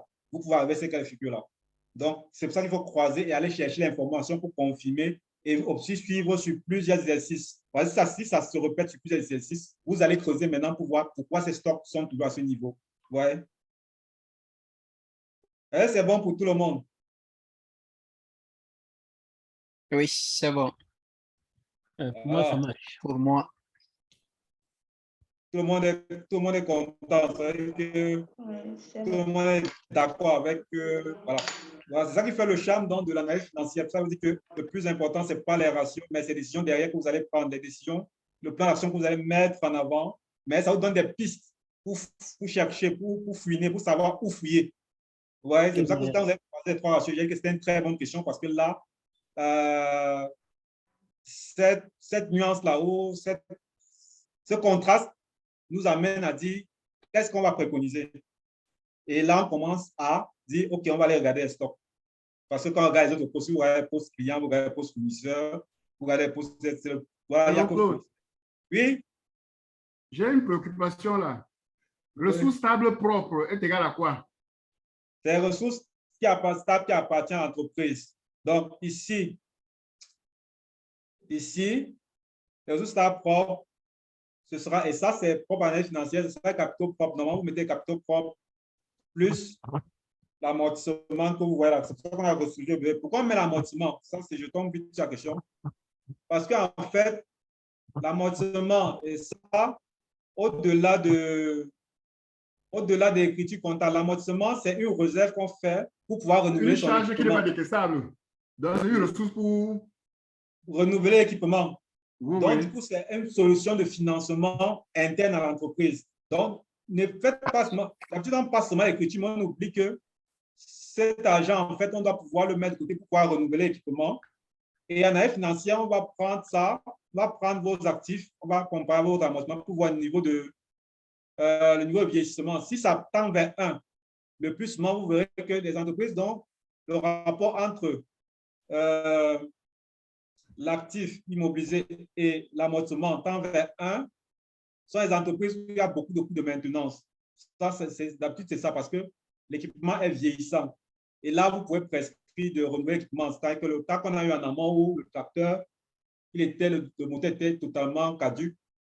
S'ils avaient fait l'année financière, ils se seraient rendus à un moment que le coût de vieillissement, ils auraient renouvelé leur actif à un certain moment, s'ils avaient fait la réserve en amortissement, ou ils ne seraient pas surpris par leur coût de maintenance à un certain moment, parce que là, il y a des décisions à prendre. Est-ce qu'on renouvelle par le mécanisme de crédit bail ou de contrat d'exploitation qu'ils ont dit, et on sauve de l'argent parce qu'on réduit la maintenance, ou on laisse ces éléments dans l'actif. Donc, c'est pour ça que c'est pour ça qu'on a déclassé le poste d'amortissement pour mettre là, pour pouvoir vous faire voir que, en fait, les actions des amortissements sont des mécanismes internes de refinancement de l'entreprise, de financement de son actif immobilisé. Bon, sauf si je n'ai pas bien compris, je pense que tout à l'heure, Victoire n'a plus que les capitaux propres seulement sans ajouter les amortissements. Si je ne me trompe pas. OK, je ne vais pas faire attention, mais bon, globalement, le plus intéressant, ce serait de comprendre ce qui sous-tend. Le mécanisme. Merci beaucoup. Le mécanisme, c'est ce qui sous-tend et quel type de décision vous pouvez prendre ou quel type de conclusion vous pouvez en tirer. Okay, bon, oui. Oui, juste pour rester sur notre exercice là, pour moi, la conclusion qui me vient, c'est qu'en fait, pour améliorer la liquidité et l'autonomie financière, il faut que l'entreprise vende. Il faut évacuer le stock. Voilà. Voilà. Et tu as fait une prescription. Que le département commercial ne fait pas le boulot, il faut augmenter les choses. Il ne faut pas suffisamment le boulot. OK. Mais c'est sous-entendu, est-ce que tu as vérifié que les stocks ne sont pas obsolètes? Tu vois ce que je veux dire? Tu vas d'abord regarder les stocks et puis tu peux prescrire ça. Mais si c'est obsolète, il faut recapitaliser. Parce que là, il faut sortir ça des... Parce que là aussi, ça peut être une tactique pour masquer une entreprise qui va mal. Si tu touches les stocks obsolètes, tu vois... On met le produit en solde. On met le produit en solde. Et puis on voit comment faire sortir ça, ce qu'on peut récupérer, puis recapitaliser tout. Okay. Il faut aller pour les ratios. On ne fait pas ratio, on conclut. On va chercher des informations complémentaires pour conforter l'idée qu'on a déjà ou trouver des solutions palliatives.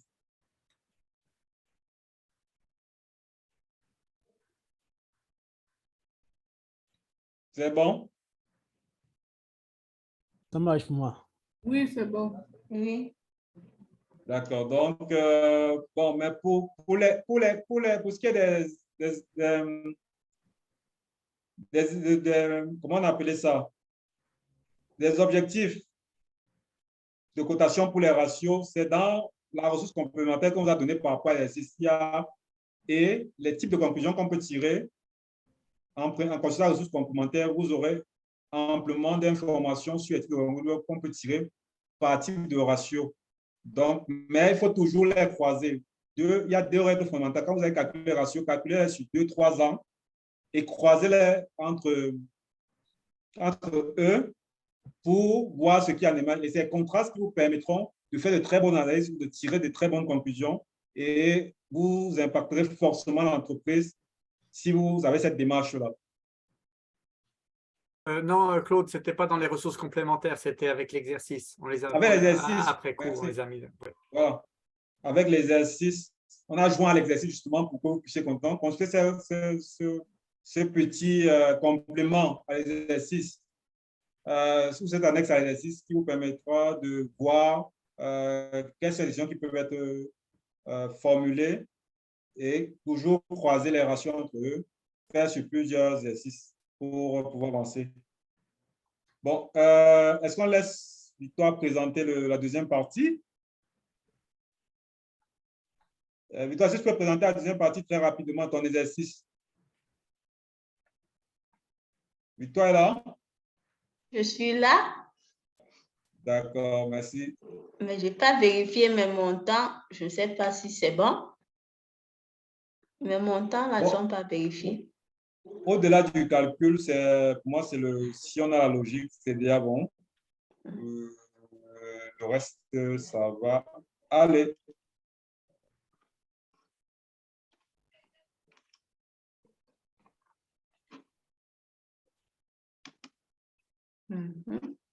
Et la deuxième partie, il fallait calculer les taux, le taux de rendement financier,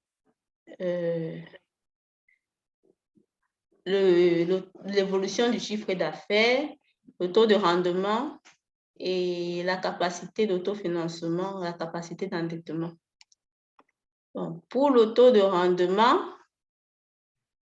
on va d'abord noter que pour calculer ces différents ratios, nous allons utiliser le compte de résultats et le bilan pour calculer les ratios de la structure financière, de rentabilité de l'activité. Pour le taux de rendement, nous savons qu'il est égal au résultat de l'exercice sur les ressources stables propres. Donc, j'ai juste appliqué le montant. Donc, 3 769 960 divisé par 93 851 3. J'ai multiplié par 100, ça m'a donné 32,78%. Et pour le taux d'évolution du chiffre d'affaires, nous allons d'abord faire la variation du chiffre d'affaires, qui est le chiffre d'affaires de l'année N, moins le chiffre d'affaires de l'année N-1 sur N. Je crois qu'avec les lettres, c'est un peu compliqué. On va prendre l'exemple avec les chiffres. L'année N, on peut prendre l'année N 2000. L'année N-1, c'est 2000-1. N-1, c'est l'année 99.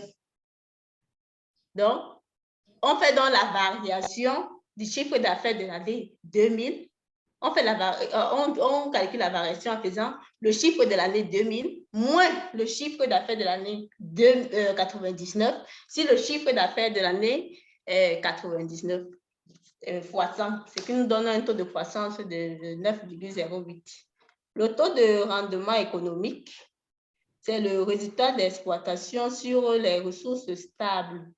On a les résultats d'exploitation de l'année N, si je ne me trompe pas, sur les ressources stables.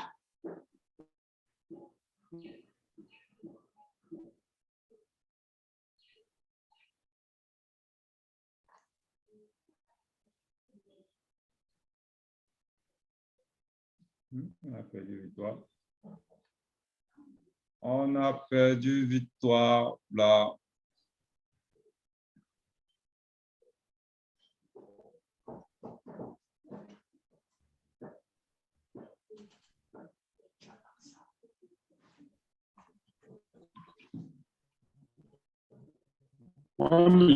J'ai un problème avec mon réseau, hein.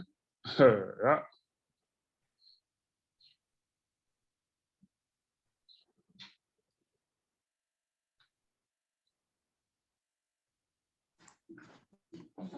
Je peux Ok. poursuivre rapidement ou bien c'est pas la Oui, peine? oui, vas-y. Comme c'est le même groupe. Oui, vas-y. Ibali, Oui, tu peux continuer? c'est ce que j'essaie de faire, partager rapidement ma connexion.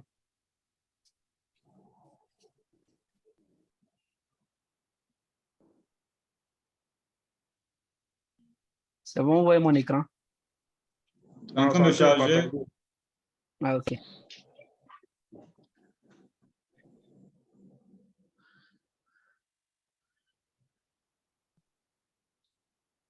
Oui, c'est bon, on voit ton écran maintenant. Voilà, donc je pense que Victor était au niveau du taux de rendement économique. Donc on prend les résultats de l'exploitation, les 34 337 828 sur les ressources stables. Il fait 181 millions et autres. Donc le résultat fait 18,90%. Maintenant, l'avant-dernière question, c'était la capacité d'autofinancement.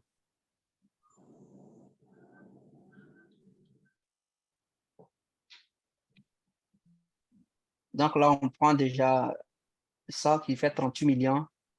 L'excédent brut d'exploitation. L'excédent brut d'exploitation qui fait 38 125 000. On regarde dans le compte d'exploitation.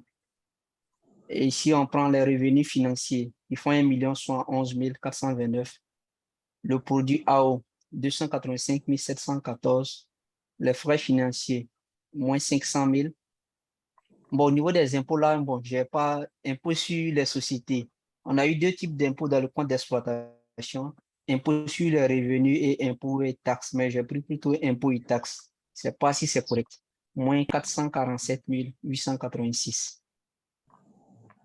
Dans la capacité d'autofinancement fait 38 535 415 francs.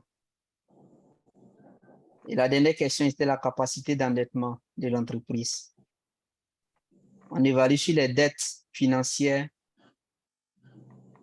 divisé par l'autofinancement qu'on a eu juste en haut, 38 534 415 francs. Donc, la capacité d'endettement est de 97%. Le remboursement. Et la capacité de remboursement. En fait, c'est bizarre, mais je n'ai rien changé. Donc, c'est pas ici, on parle d'endettement, en bas, je vois remboursement.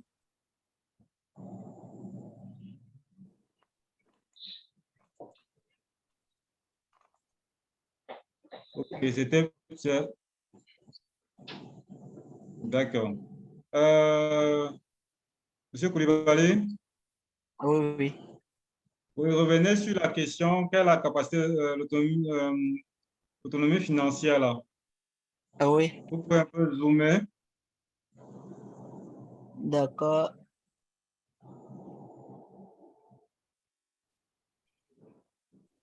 Bon, tous les éléments que vous avez, à l'exception de l'impôt sur les sociétés, c'est vraiment l'impôt sur les sociétés, c'est-à-dire l'impôt sur les, ce que vous appelez l'impôt sur les revenus.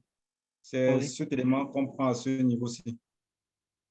Ah, ok, c'est l'impôt sur les revenus qu'on prend à ce niveau. Oui, parce que l'excédent pour d'exploitation intègre déjà impôts et taxes. Quand vous allez voir le compte de résultats, vous allez voir où il y a impôts et taxes. Les fonds entrent déjà dedans. Maintenant, c'est tous les éléments qui n'entrent pas dans le calcul d'excédent pour d'exploitation qui sont décaissables qui vont arriver ici. Donc, voilà. Donc, du coup, ça veut dire que mes calculs ne sont pas corrects déjà. Mais quel est le montant des impôts sur les revenus?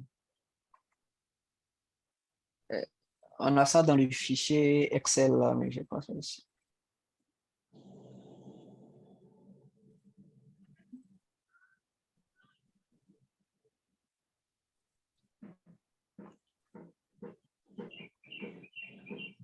Impôt sur les revenus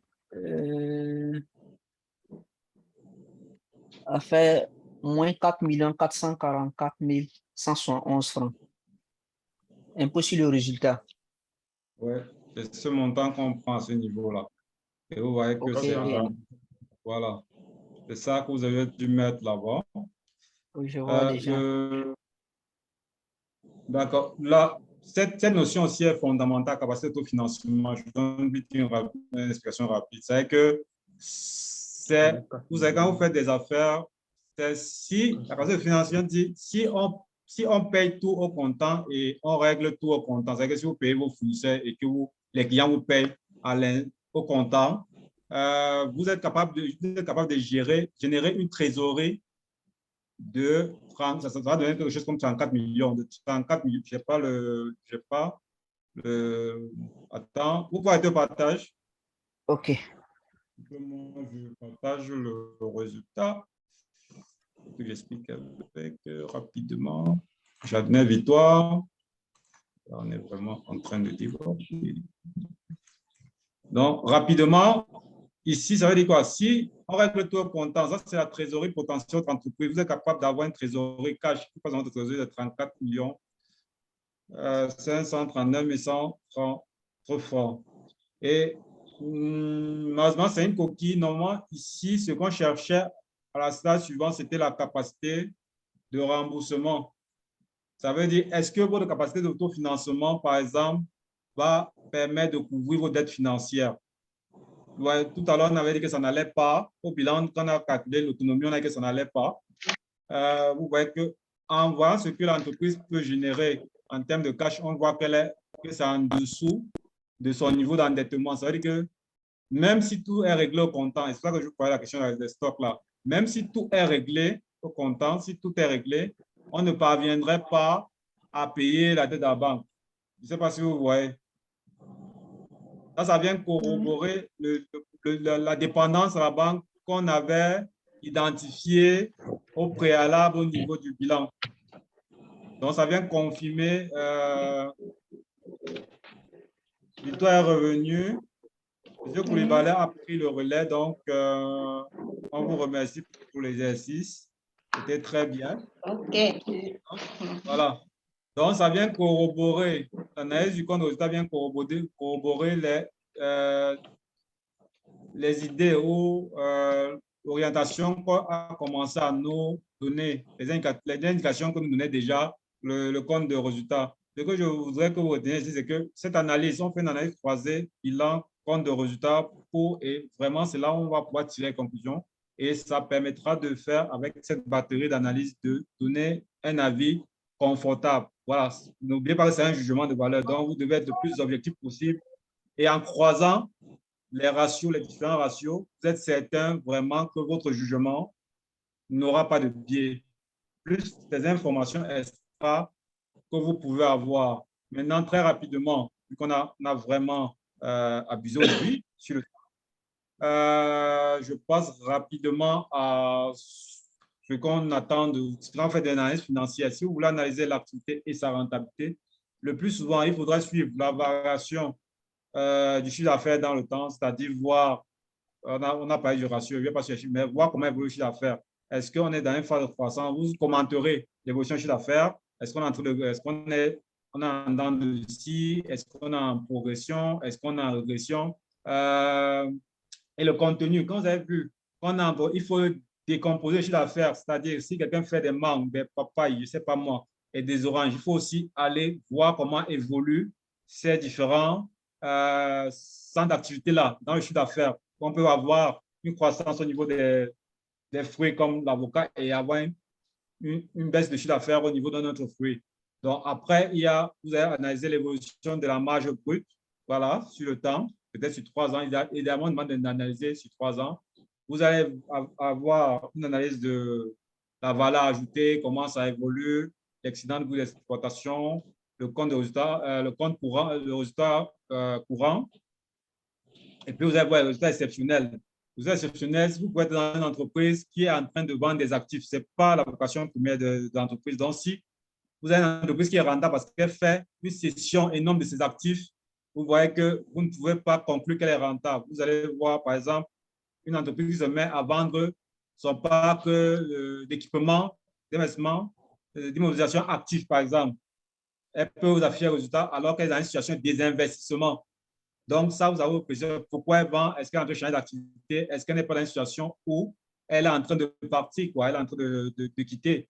Et si vous allez vers une relation commerciale, quelqu'un qui est en train de quitter le pays, vous voyez bien que vous n'êtes pas confortablement installé en termes de partenaire d'affaires. Donc, ça aussi, il faut pouvoir suivre dans le temps. Et puis, cette analyse se fera sous l'appui des différents ratios qu'on a vus et qu'on vous a un peu présentés et qui ont été présentés par Victoire. Les conclusions seront les mêmes. Il faut les croiser pour faire les contrastes. On ne dira jamais assez et entrer des plans d'action. Maintenant, il y aura l'analyse de l'équilibre financier du bilan. Il y a le fonds de roulement qui revient, besoin en fonds de roulement à la trésorerie. Je ne reviens pas dessus parce que Victoire a présenté. Il y a l'évolution du crédit client et fournisseur et les stocks aussi. Ça, j'ai oublié de dire. Les stocks aussi, il faut faire attention à ça. Si vous avez un truc sur stock, c'est le cas qu'on a eu aujourd'hui. Les stocks peuvent mettre une entreprise à difficulté parce qu'elle fait des excédents de stock, elle a une situation de sous-stock. L'évolution de l'endettement, ça, on l'a vu. L'évolution des investissements, on l'a vu avec l'exercice 2. Est-ce qu'on est dans une entreprise qui ne renouvelle pas ses actifs productifs, ses actifs immobilisés, ou on est dans un truc qui a un investissement cohérent avec sa progression, voilà, qui renouvelle, ou elle a trop d'investissements et peut-être qu'il serait temps de penser à des contrats pour ne plus investir énormément et afficher sa trésorerie. Donc, tout sera fonction de ce que vous aurez collecté comme information financière, mais aussi des échanges que vous aurez avec les différents responsables. Donc, si vous faites une analyse financière, n'hésitez pas à aller rencontrer. Tout à l'heure, on a parlé du commercial qui ne vendait pas assez. Il faut aller rencontrer le commercial, discuter avec lui. Peut-être vous dira qu'on ne lui met pas les moyens. Peut-être n'a pas les moyens. Peut-être qu'on ne donne pas suffisamment. Son budget n'est pas suffisant. Et comme ça, vous aurez son avis, vous aurez ses difficultés et vous ferez une meilleure proposition à votre boss, tenant compte de ce qui lui pose problème. Peut-être vous commandez ce qu'il ne demande pas. Vous voyez? Et du coup, c'est difficile à vendre. Donc, ça aussi, ou peut-être le budget marketing n'est pas suffisant. Tout ça, il faut aussi aller discuter avec les acteurs. On ne reste pas dans son coin, on fait une analyse et puis on tire les résultats, on tire les conclusions. On discute aussi avec les acteurs, tous ceux qui peuvent être des intervenants dans la chaîne de décision pour avoir leur retour. C'est ce que nous a montré aussi l'exercice de la séquence. Vous avez vu que le directeur général a dû discuter avec le directeur de position, avec le comptable. Ils ont fait une réunion à 3 pour analyser la situation. Donc, pour pouvoir faire un plan d'action, il faut toujours être connecté entre les différents intervenants. L'analyse financière que vous donne que les pistes et vous devez creuser pour pouvoir donner des prescriptions à votre entreprise ou vous-même tirer vos conclusions et faire un plan d'action. Donc, voilà à peu près ce qu'on a présenté. On vous excuse encore pour avoir dépassé le temps. Ça voudrait dire que c'est un exercice passionnant, c'est beaucoup de réflexion. On est désolé pour ça. On se dit rendez-vous pour mardi où on va vous présenter les prévisions financières. Les prévisions financières. Où on va essayer d'aborder l'intérêt des prévisions financières, comment les utiliser, au même titre qu'analyse financière, et comment cela peut être utile pour nous aider à prendre les meilleures décisions de gestion qui ne sont que de gagner de l'argent ou perdre de l'argent. Voilà.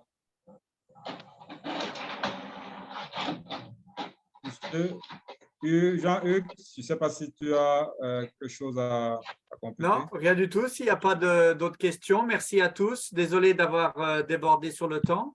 Sinon, à mardi prochain. Bon week-end à tous.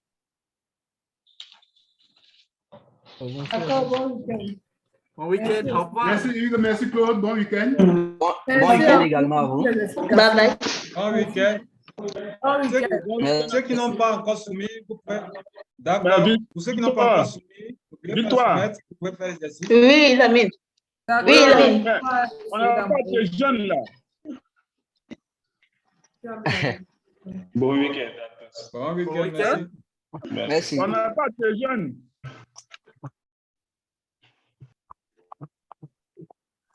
Parti. Non, elle est là. Koulibaly. Ouais. Ouais, ou bien elle a changé de numéro. On n'aura pas la jeune là. Oui, peut-être. C'est aussi une probabilité. Hein. Ouais. D'accord? Ok, bon week-end à vous. Monsieur Jean-Hugues. Oui. Victoire, on n'a pas la jeune. On a créé un groupe WhatsApp, mais on n'a pas la jeune. C'est pas si le bon numéro que vous avez donné. Ah, c'est pas le bon numéro? Ah, il ne sait pas. Bon. Je sais dans pas. le groupe, mais... Ah, Okay, par rapport au résultat qu'elle a donné? Ah oui, non, par rapport au résultat qu'elle a donné, mais de fois,